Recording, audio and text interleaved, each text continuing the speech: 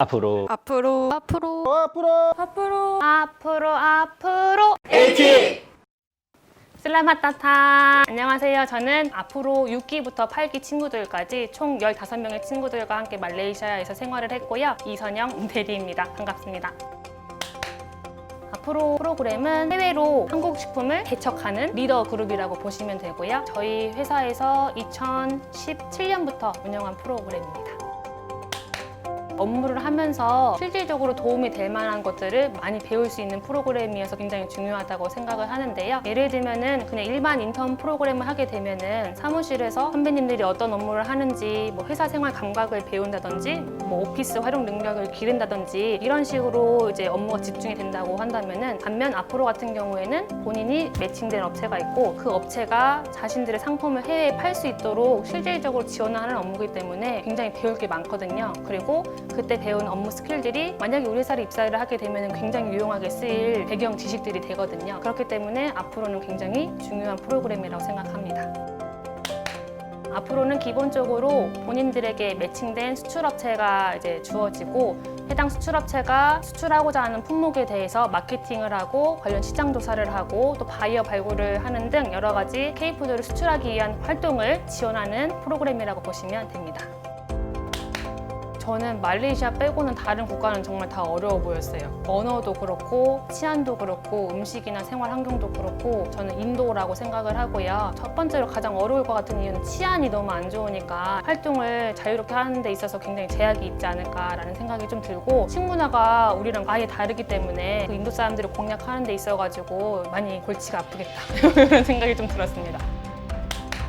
저는 K프레시온을 말레이시아에 개설한 거가 가장 보람된 일이었는데요. K프레시온 같은 경우에는 안테나숍 성격인데 신선 농산물 전문 안테나숍이에요. 그래서 다른 안테나숍과는 달리 그 해당 매대에는 과일, 야채 맞게 이제 입점할 수가 없거든요. 처음에 6개로 시작을 해가지고 제가 돌아올 때는 8개까지 이제 확장이 됐었고, 올해는 더 여러 가지 10개 이상 운영을 하고 있거든요. 말레이시아 분들이 한국 과일이나 야채를 굉장히 좋아해요. 심지어 깻잎도 좋아하세요. 이런 식으로 반응이 굉장히 좋다 보니까 현재 K프레시온을 개설하고 온 게 가장 큰 보람이었습니다. 저희 앞으로 15명은 진짜 하나하나 다 칭찬해주고 싶을 정도로 굉장히 훌륭했고, 제가 저 시절에 저만큼의 퀄리티의 보고서를 만들 수 있을까? 저만큼의 조사를 깊이 할 수 있을까? 저를 약간 자극시키는 제 앞으로들이었고요. 저한테 와준 게 굉장히 고마웠고, 저희 친구들이 자기가 맡은 업무에 대해서 굉장히 소명의식을 가지고 있고 어떤 업무든 열정적으로 하려고 하는 게 감명 깊은 활동이었고, 제가 생각지 못한 방법으로 여러 가지 마케팅 방안을 생각한다든지 이런 식으로 활동을 해가지고 굉장히 고마웠고 든든했습니다. 15명 진짜 하나하나 다 생각이 나긴 해가지고 한 명을 그래도 찍는다면은 가장 연장자였던 김현수 앞으로가 생각이 나는데요. 가장 연장자였고 그래서 좀 어른스럽기도 했고, 감명 깊었던 거는 그때 저희가 양파 과잉 생산 때문에 여러 가지 양파 마케팅 활동을 본사도 그렇고 해외 지사까지 전사적으로 해가지고 굉장히 열심히 추진하고 있었는데, 그 친구가 양파에 대해서 굉장히 자세하게 조사를 해가지고 한국산 양파가 마케팅을 성공적으로 하려면 어떻게 해야 되고 이런 식으로 진출 전략 보고서를 굉장히 자세하게 쓴 적이 있었어요. 그래서 저희가 양파 박사라고 불렀거든요. 그런 걸 생각했을 때 현수 단원이 굉장히 기억에 많이 남는 것 같아요.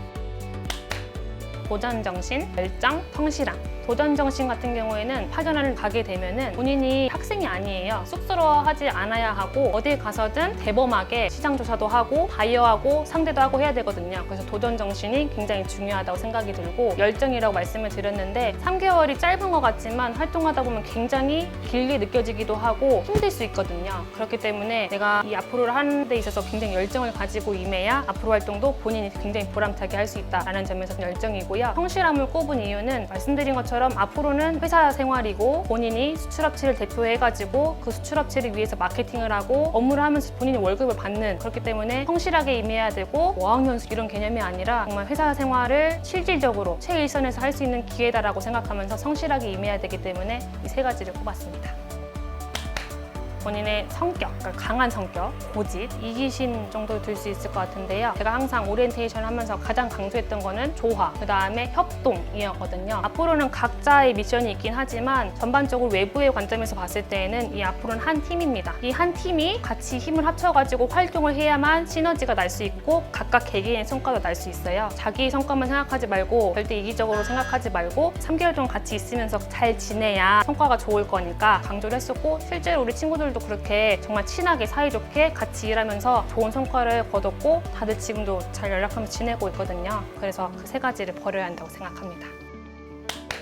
앞으로 활동이 해외에서 경험을 쌓고 언어적인 능력을 기르고 이런 기회라고 생각하지 않았으면 좋겠습니다.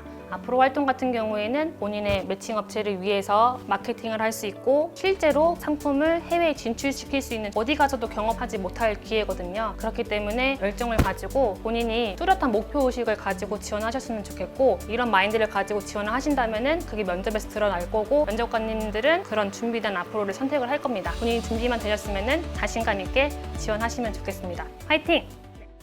화이팅!